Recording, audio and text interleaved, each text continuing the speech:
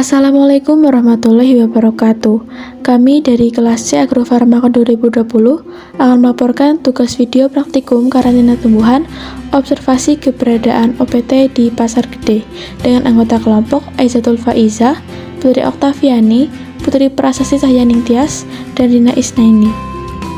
Kami melakukan observasi di Pasar Gede pada hari Senin 20 Juni 2022. Berdasarkan observasi yang kami lakukan, kami menemukan dua OPT yaitu kutu daun dan juga parasitoid. Kutu daun atau yang memiliki nama latin Apidoidea merupakan spesies serangga kecil pemakan getah tumbuhan yang hidup berkelompok dengan warna hitam, coklat, atau hijau.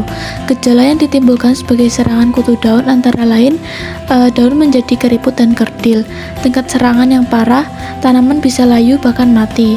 Perwujudan dari kutu daun yang kemarin kita temui yaitu berupa anakan atau kutu daun yang masih kecil. Adanya OPT kutu daun menimbulkan kerugian bagi para pedagang. Kerugian yang timbul kepada pedagang disebabkan oleh munculnya kutu daun sangat beragam. Dari sisi pembeli, setiap pembeli pasti melihat ada atau tidaknya OPT pada barang yang mereka beli. Apabila terdapat OPT, maka pembeli lebih memilih untuk tidak membelinya.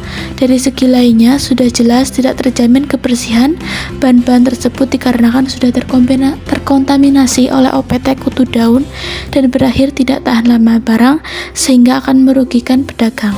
Kutu daun memiliki peningkatan kehidupan yang pesat dikarenakan kondisi lingkungan yang cocok terhadap perkembangbiakannya. Dari segi iklim, OPT seperti kutu daun dapat cepat berkembang ketika berada pada iklim yang cocok, yaitu musim panas. Pendukung lainnya yaitu pengaruh angin. Angin sampai pengaruh terhadap perkembangan hama seperti kutu daun, karena kutu daun dapat terbawa angin sejauh 1.300 km. Sehingga dengan terbawanya kutu daun oleh angin mengakibatkan cepatnya penyebaran kutu daun menyebar. Lalu untuk penanganan hama, kutu daun dibagi menjadi dua, yaitu secara teknis dan kimiawi.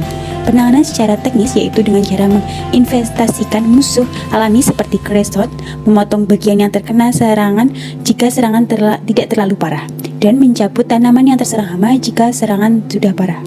Lalu pengendalian secara kimiawi yaitu menggunakan obat yang mengandung insektisida. Tetapi pengendalian secara kimia harus dapat memilih obat yang tepat, karena jika terjadi kesalahan atau kekeliruan dalam penggunaan obat tersebut dapat mengakibatkan perkembangan kutu daun lebih pesat atau bahkan matinya tanaman. OPT kedua yang kami temukan adalah parasitoid. Parasitoid merupakan serangga pada fase pradewasa yang menjadi parasit pada tubuh serangga lain, khususnya serangga hama, dan membunuh inangnya. Adanya populasi hama yang meningkat dapat mengakibatkan kerugian ekonomi bagi petani. Hal ini disebabkan karena keadaan lingkungan yang kurang memberi kesempatan bagi musuh alami untuk menjalankan fungsi alaminya. Untuk cara pengendalian, spesies parasitoid ini memiliki ciri khas ketika menyerang inangnya. Semua spesies parasitoid jika memarasit kutu daun akan menyebabkan kutu daun tersebut mengalami mumifikasi atau pengerasan tubuh yang di dalamnya terdapat parasitoid yang berkembang mulai dari stadia 2 larva sampai membentuk pupa.